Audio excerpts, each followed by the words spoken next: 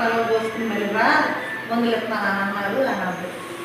సరే అమ్మ మనం పాలన చేసుకుంటున్నాం కదా, నువ్వు వెళ్ళి వైద్యులు మంచి గొప్పోళ్ళు వాళ్ళు పాలన చేసి తగ్గిపోతామా ఏముంది హాస్పిటల్కి అన్న అని నేను అంతలే వాళ్ళు హైదరాబాద్ వెళ్ళవలసి వచ్చింది.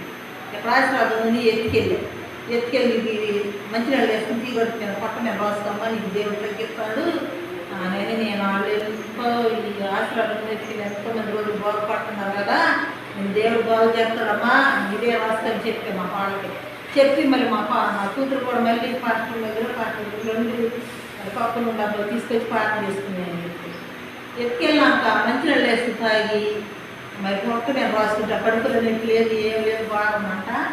మళ్ళీ పేట మళ్ళీ హాస్పిటల్కి తీసుకెళ్ళేది. అలా మనం తీసుకెళ్తే క్యాన్ తిప్పామా నీకు నీటి పడవలేదు ఏం లేదు బాగుంది అంత బాగుందని చెప్పేది. దేవుడు ఎంతో నా పాడు పట్ల లేదు చేసేది. నా కుమారుడు మాత్రం అయిపోయాడు. కుమారుడు మానాలని ఆ వాళ్ళకి కొన్ని తీసుకుంటాను అందరూ అలా కట్టి కట్టలేదని వెళ్ళిపోయింది. వచ్చి 10 రోజులకి తీసుకునిద్ది.